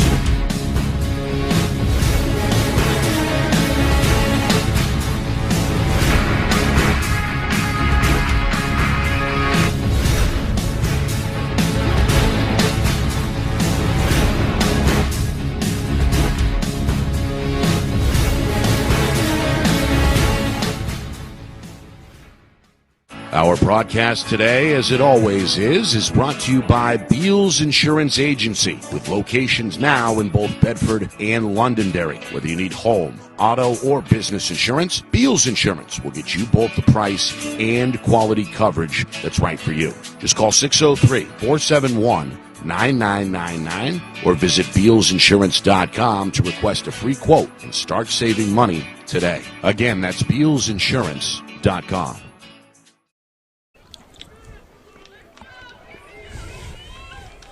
Well, Winnacunnet been locked in from the get-go. Scored the first 4 goals of the game. Had a big halftime lead of 8-3. They expand that lead in the third quarter and are in the driver's seat here to begin the fourth, out in front of undefeated Timberlane by a score of 11-4. Nick Anastas, Roger Howe with you. It's our Friday Night Lights New Hampshire Game of the Week, presented by Beals Insurance. Winnacunnet has looked good everywhere in this one. Colin Kimball has been the ringleader with 5 goals. Tucker McCann has set the tone at the X. And this defense, Roger, has been physical from the get-go. They've outscored Timberlane through each of the first 3 quarters. They led by as many as 8 and have a comfortable 7-goal advantage here with 12 minutes to go in regulation. I'm going to go way back machine on you here. Back before Coach Snow was coaching at Winnacunnet, Winnacunnet was solidly known as a zone defense team, and that was primarily because that program at the time was it just didn't have the same amount of skill as far as the long pole contingent. But now they got both. They got physicality. They've got man-on-man defense instincts, and you put that size and athleticism together with those two things and good coaching, it's going to be a long road for some of these D2 teams this season. Yeah, that was something Coach Snow told us last year, and more or less the bad bounce. The same words you just used, that perhaps they didn't have the amount of lacrosse players in the past to go man. Nice play. All the way around the cage. That is Braden Bowman. A pretty move. This kid's leaving it out on the field today. The junior with his 3rd goal to lead Timberlane, now with back-to-back scores. And it's 11-5. The Owls not ready to throw in the towel just yet. All right, I'm gonna start taking notes on MVPs because this kid is just showing me something today, and I always knew he had a little bit of talent out there, undersized, but this kid is putting the team on his back right now and trying to spark some energy to get this thing going for them. They got plenty of time, and we all know this is a game of runs. The junior's got the hat trick, back-to-back goals now for Timberlane that snapped what was a 4-goal run strung together by Winnacunnet dating back to late in the first half. Yeah, I didn't like that face-off. There was a withholding there, and there should have been a whistle.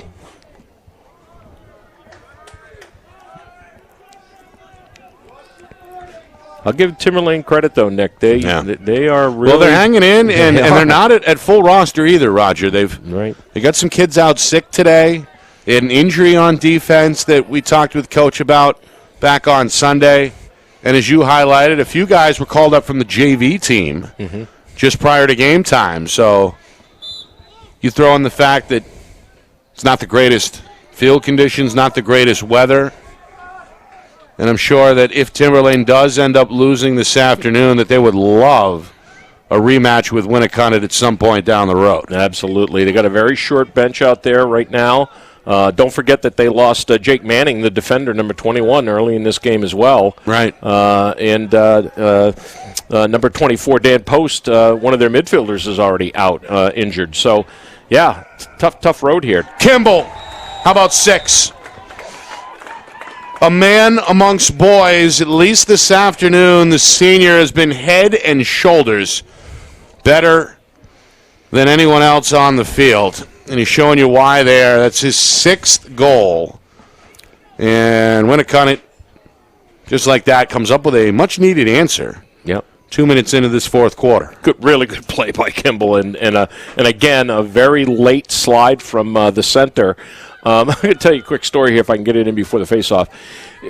I know a lot of coaches out there are thankful that we're doing these games because they're using our film as scouts. Now, a lot of coaches don't like that, but that's the way the game's played, I guess, when you're broadcasting.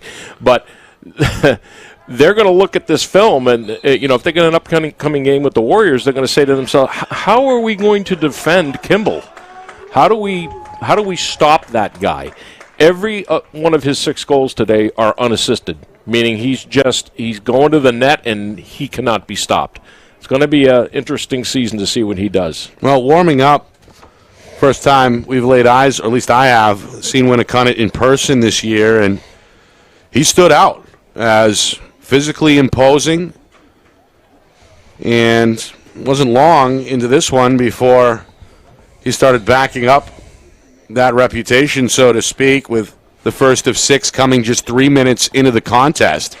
Scored 3 goals in that first quarter to help Winnacunnet establish the lead early, and has not let up as he's led the attack, an attack in which has really put Marston, the goaltender, under fire from the get-go. So it starts, I think, with Kimball, but he may just be kind of the team's embodiment of what Coach Snow was hoping to accomplish this year. Some physical defense, smart lacrosse, and if you got the one-on-one advantage, go ahead and take it, right? Absolutely.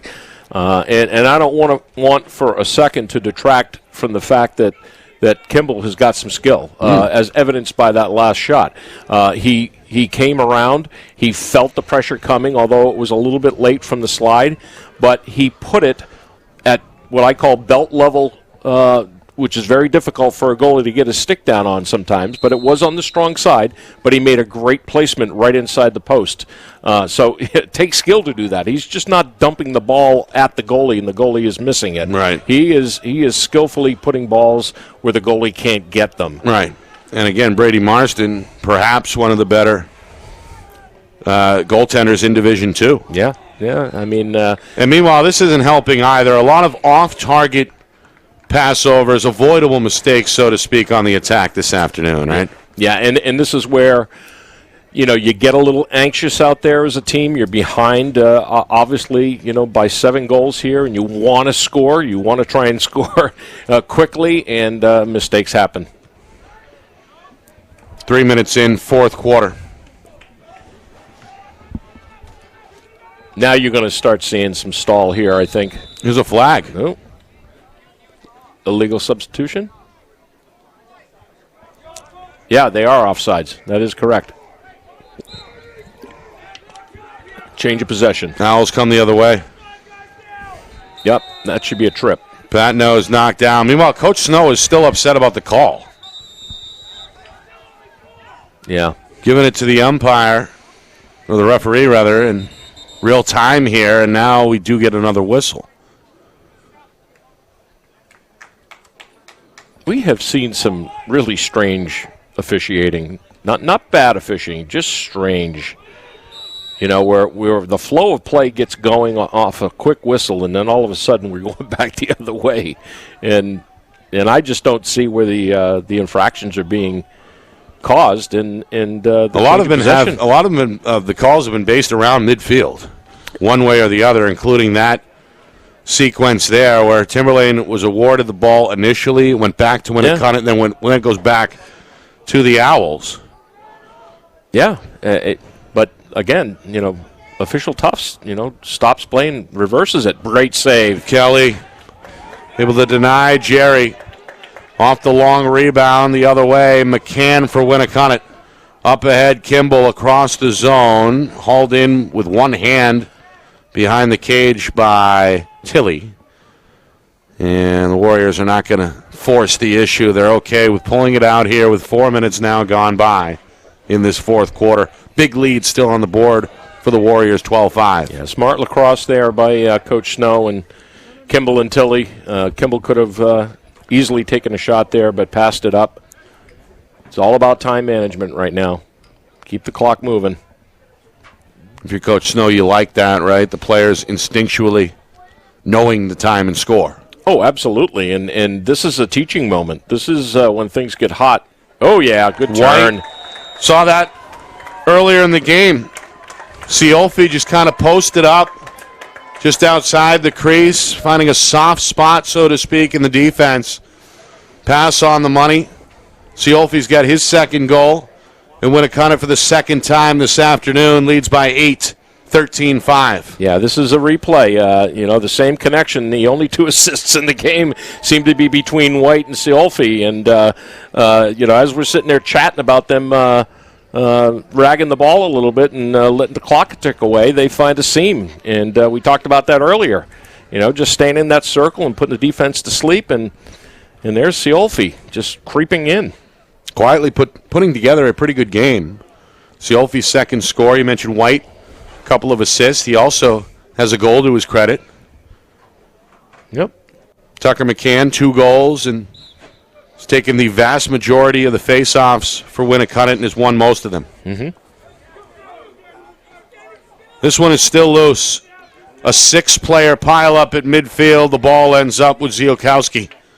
Another win for the Warriors at the X. Ziolkowski down the middle. Pumps the brakes and pulls it back out. Just over 5 minutes gone by, fourth quarter. Warriors look to put it in cruise control with a big lead on the board, 13-5. Coach Snow hoping his club can grab what I believe is going to be their third straight win. They had a game back on Friday against Kingswood where we unfortunately and honestly couldn't find the result. So they may be on their way to a fourth straight win, if they did indeed beat Kingswood, which they would have been favored against. Yeah, and again, I'm going to give a shout out to all those programs that have Twitter accounts and aren't using them. We could really use your help to kind of give your program some press here. Yeah, we're on Twitter at FNLNH Media. Of course, we're on YouTube. Name of the channel, FNLNH Media as well. I think you know that by now, but if not, be sure to subscribe and stay in the know the rest of the season. We'll be back at action Friday in the Queen City as Derryfield plays host to Wyndham. Shot and scored. Tucker McCann has got a hat trick of his own.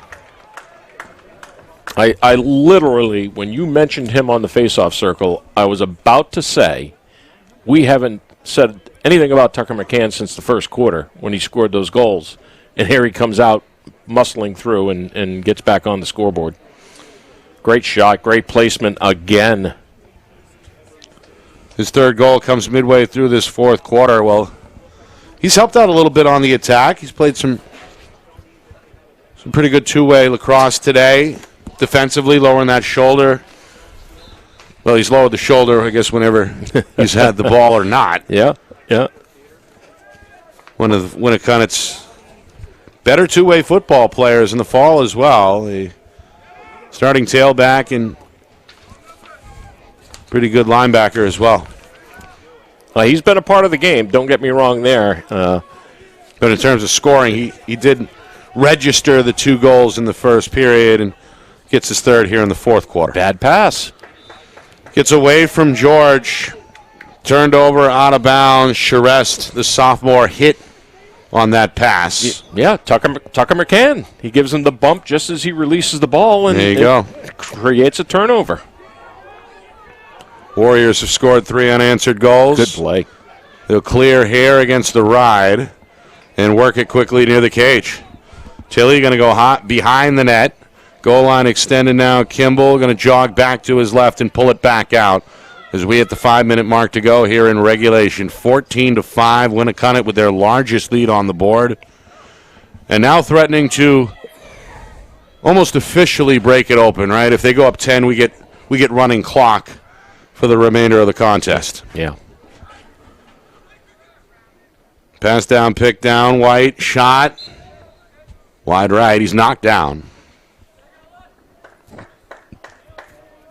Boy, the moms for the Warriors tonight are going to have all they can do to get these unis clean for the next game, I'll tell you that. I mean, look at Tucker McCann. You talk about a two-way midfield. Oh, nice play. Kimball is going to shoot over the smaller defender who picked him up on the screen, goes right over the top of the sophomore Austin Charest, beats the junior Brady Marston, and it's now 15-5. How about 7 goals for Colin Kimball? And now 4 unanswered for Winnacunnet. And look at the placement. I mean, the placement was perfect. He comes right off the pick, gets the goal line extended, gets in that little 3x3, and it goes right over Marston's head. Wow. Impressive. Yeah, 7 goals. That's the most amount of goals scored by a player in a game that we've covered. Absolutely. Either this year or last year. Yeah. He's reaching that Aiden Druin. Or Drunzik, I'm sorry. Yeah, Drunzik at 6. Yeah, he had 6. Last week in Exeter's big win over Pinkerton. We talked to Aiden about that on our Sunday morning show, FNL Lacrosse, presented by the New Hampshire Tomahawks, which you can watch up on our YouTube channel at FNLNH Media and check out live every Sunday starting at 9 a.m. Eastern. Had Coach Blaska on this past Sunday. That's right. And Coach Shimana. And Coach Shimana, Coach Blaska. That's a hold. Aiden Drunzik. And we spoke with Katie Campbell of Bishop Girton and Coach Christine Hodgson of Bedford as well. We got a timeout on the field with just over 4 minutes to go in this fourth quarter.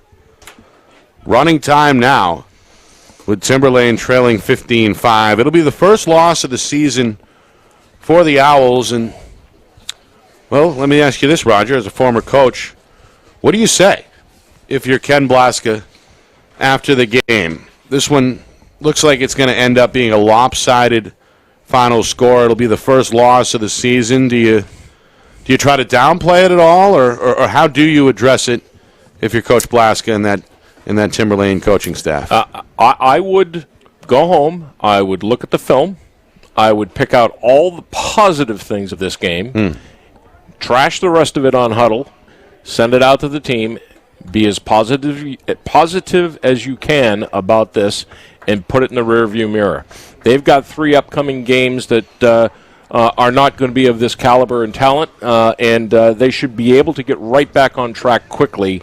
In the following weeks, they're going to have a tough one perhaps against Oyster River Newmarket. They were tough last year. We haven't seen them at all this year.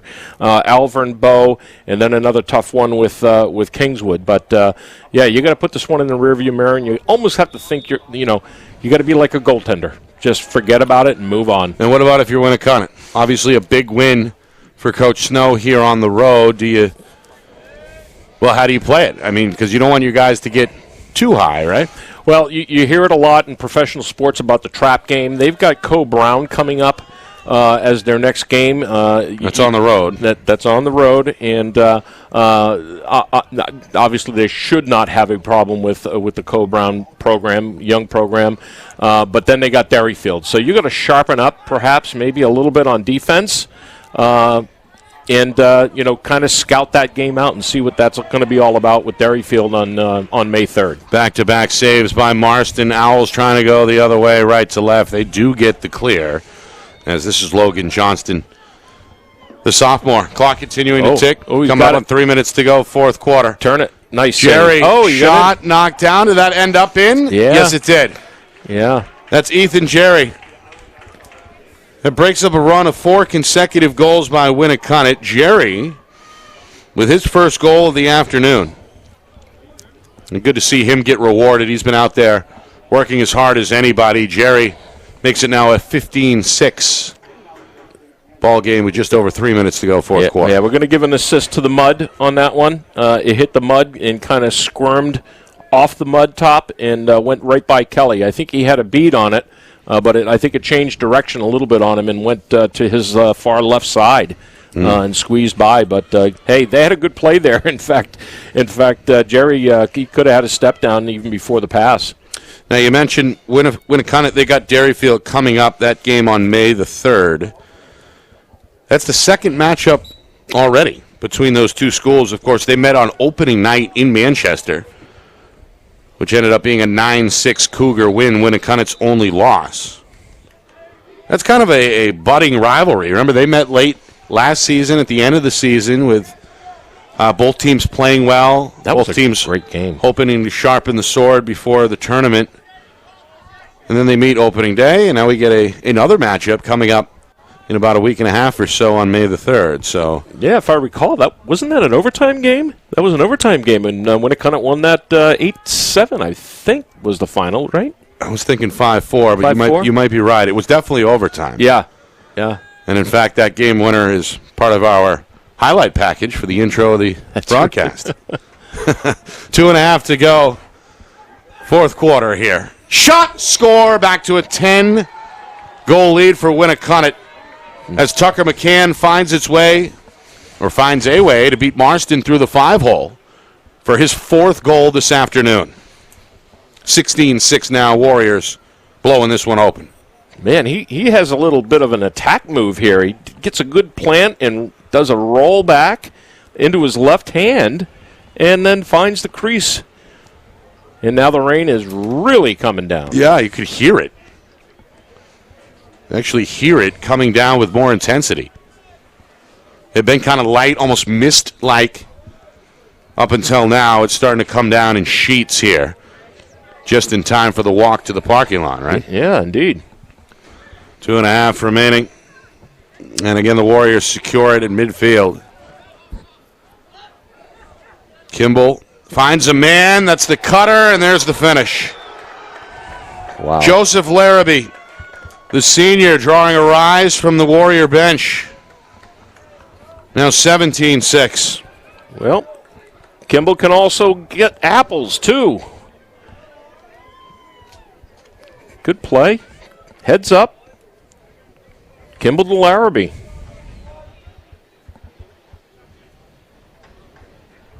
Largest lead. Not sure what's going on with the clock. It's been stuck at 2:09 here. Yeah, and then, right? Yeah, and now it's running. Okay. So final 2 minutes, fourth quarter.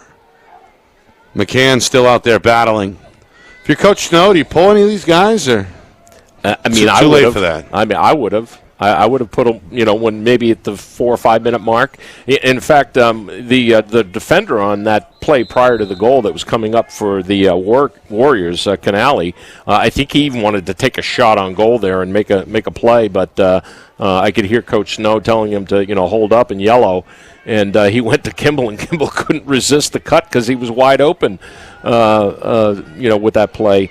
I think I would have probably put some guys in there and, not risk anything happening with this weather being what it is. Meanwhile, Madry, the big sophomore, he wants like one. That. Bouncer goes off the crossbar, then off into the night air. Flies through the uprights, over the fence, and lands over near the scoreboard. Just to give you an idea how much zip that shot had. The big sophomore, I think his eyes lit up there. Oh, yeah. Yeah. Wanted that one. For good measure. Winnacunnet, they don't need it. They've got an 11-goal lead.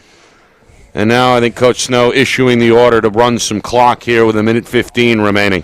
Coming up after the game, full recap. Stats, highlights, analysis. And we'll try to get you a score update from the Seacoast. Big matchup in D2 between the defending champion Portsmouth and their Seacoast rivals St. Thomas. All that coming up in just a few minutes. Following this one. Final minute here, fourth quarter. Ziolkowski's shot. No problem for Marston there. Outlet with 40 seconds, taken on the far sideline. Long up the field. This is Nick Kellen. Sophomore midi seeing action for the first time, trying to stay in bounds. Ziolkowski comes up with it. Ziolkowski's pass, taken in by Kimball. Trying to avoid a second defender along the near sideline now with 20 seconds. Warriors look to jog off the remainder of this clock as they look for officially or unofficially their third straight win of the season. Impressive this afternoon as they're going to win this one wire to wire and end it out with their largest lead on the board. 17-6 is going to be the final. Winnacunnet with a statement win here in Plastow as they hand Timberlane their first loss of the season. Led by the senior Colin Kimball's 7 goals. The Warriors looked very impressive throughout this one.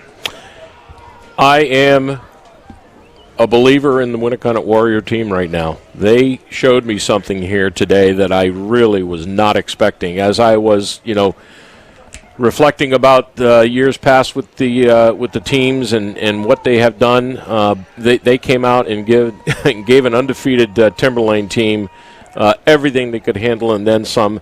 Very impressive, but Timberlane's still got the deal going. They're still a very good team, and I'll be anxious to see how this team picks it up and recovers from this and moves on to the next contest. All right, coming up, full recap here from Plastow as we get some scores and some stats, highlights, and analysis coming your way. 17-6, Winnacunnet over Timberlane. You are watching our Friday Night Lights New Hampshire Game of the Week, presented by Beals Insurance. Our broadcast today, as it always is brought to you by Beals Insurance Agency, with locations now in both Bedford and Londonderry. Whether you need home, auto, or business insurance, Beals Insurance will get you both the price and quality coverage that's right for you. Just call 603-471 888-858-9999 or visit BealsInsurance.com to request a free quote and start saving money today. Again, that's BealsInsurance.com. The New Hampshire Tomahawks promote the highest level of club lacrosse competition, not just in the state, but in the country. Looking to get recruited? Director Chris Cameron keeps an open dialogue with the nation's top college lacrosse coaches. Over 400 New Hampshire Tomahawks alumni have played at the college level, including the ACC, Big East, Big Ten, Ivy, NESCAC, NE10, and more. New Hampshire Tomahawks coaching staff has over 100 coaches, including current high school, varsity, and college coaches. The Tomahawks offer training for players of all ages, clinics, camps, and leagues, along with spring, summer, and fall elite teams. So play with the best. The New Hampshire Tomahawks, showcase and development for college lacrosse. Visit NewHampshireTomahawks.com and girls.nhtomahawks.com. Hey, I'm Chad, the owner of New Hampshire iPhone Repair. We're New Hampshire's most trusted and affordable repair shop for your iPhone, iPad, iPod, and even Android needs. Don't worry, we're affordable, reliable, and we back our parts with a lifetime warranty. And do you know what the best part is? No, what? We can repair your phone while you wait. I know, that's why I'm here. Oh, I know, Mrs. Green. Here's your iPad, good as new. Bring your phone into New Hampshire iPhone Repair today. How can you reach your team's fundraising goals at no risk and no cost? MG Sports offers a variety of products to make your team's fundraiser a success. Their products include tickets and discount cards to hundreds of local businesses. MG Sports now has a digital platform where athletes can raise funds in the comfort and safety of their own home. So become another lacrosse program like Bedford, Goffstown, or Memorial that sets fundraising records every season. MG Sports, fundraising made easy. Visit mgsportsfundraising.com to start raising money for your team today. Are you thinking of selling your home? Well, now may be the time. Given that spring is here, the market is hot, and interest rates remain at all-time lows. It's time to call Roger Howe, a licensed professional realtor with the Bean Group. Not sure what your home is worth? Roger will provide a market analysis for you at no charge. With 12 years experience in residential, commercial, leasing, and investment properties, Roger knows your local market. So contact Roger Howe of the Bean Group today. At Dead River Company, the work we do is about more than just filling up tanks. It's about the everyday moments in your home. We're here to fix your heating equipment, so you have heat and hot water for moments like this. We brave the elements, so you're always safe and warm. Anytime, day or night. Because it's moments like this that we do everything we do. Dead River Company, it's not your job to worry about the heat. It's ours. Become a customer today, and we'll be there for the moments that matter to you.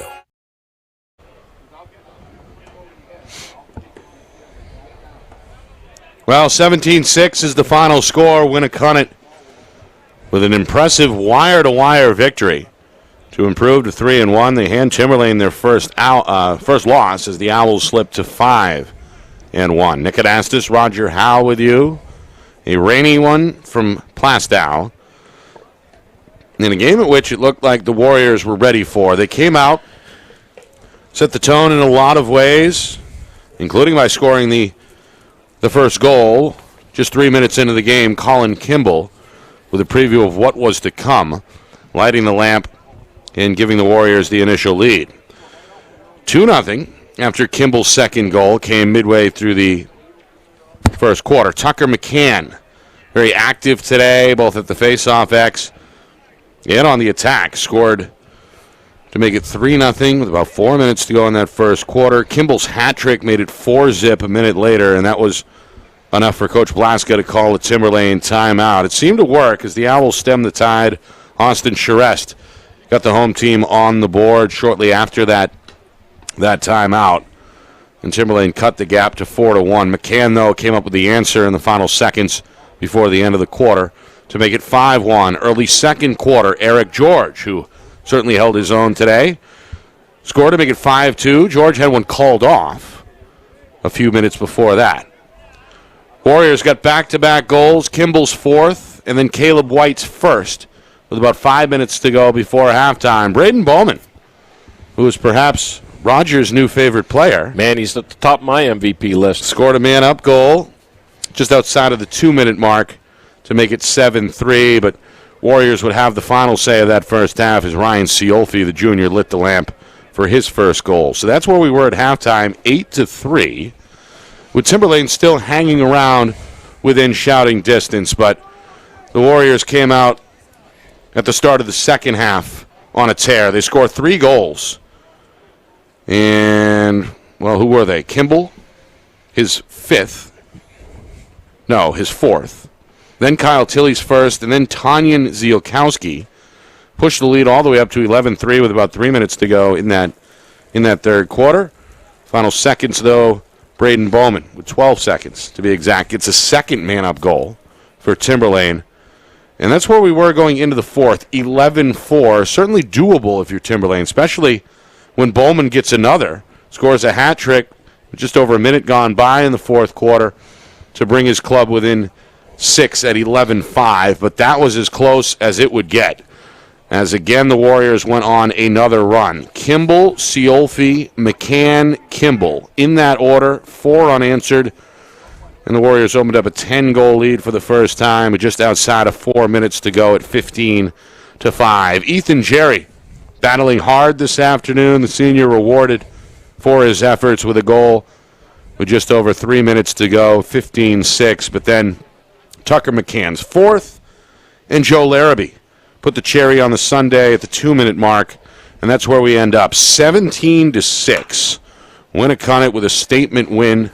I'm sure Coach Snow is going to enjoy the short trip home as the Warriors head back to Hampton with a win. Yeah, very impressive win. This team showed me some skill as well as the brawn that they had. And as we mentioned early on in the broadcast, Timberlane was a little bit shorthanded on the bench, had an early injury to one of their key defenders. But Winnacunnet is a wagon. They're a wagon out there, and they've got some talent to go along and complement everything else they're doing from the physical standpoint. Brady Marston, he really kind of stood on his head. He had, by my count, 15 saves, and then obviously you add 17 to that. That's quite a bit of shots on goal, and that just shows you that they overpowered the defense. Yeah.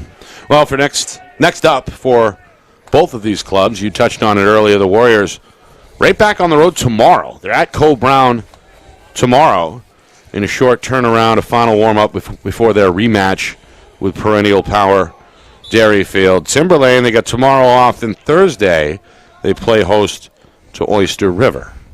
For us, we are next up at Derryfield. That's Friday afternoon as Wyndham, unbeaten, looking to stay that way against the Cougars. Jaguars, Cougars, 4 o'clock Friday. Pre-game at about 3:45 Eastern, presented by Beals Insurance. Roger, your final thoughts on what we saw here this afternoon? I'm anxious to see again how these two teams recover and what they can do moving forward. Winnacunnet's, like I said, got a couple of really soft games coming up here, but they've got to be ready for their next contest. And just as an aside, I'm also very anxious to see Wyndham on Friday night. They're putting a hurt on Alvern right now. It's just started in the fourth quarter, and they're up 18-4. Looking to go 6-0. Yeah. So again, that log jam is starting to really get tight at the top of D2. That's what makes it fun, right? Yeah, I love it. Week number 3 statewide. All right, want to thank Angelo Fantasia, the athletic director here at Timberlane, making it easy for us, as usual, giving us a little shelter in the storm up here in the treehouse high above the field. We appreciate the Owl's Nest. The Owl's Nest and Angelo, who runs the ship here. Want to thank our crew.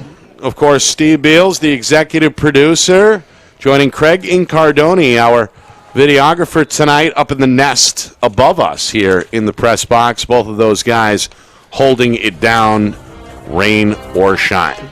Of course, the man behind the curtain is our director back in the Beals Insurance Studios. That is Ben Beals, handling the replays with the smoothness. As usual, we appreciate Ben Beals. For my partner, Roger Howe, my name is Nick Anastas, saying so long. Final score, final time, Winnacunnet 17, Timberlane 6. This has been a presentation of our Friday Night Lights New Hampshire Game of the Week, presented by Beals Insurance.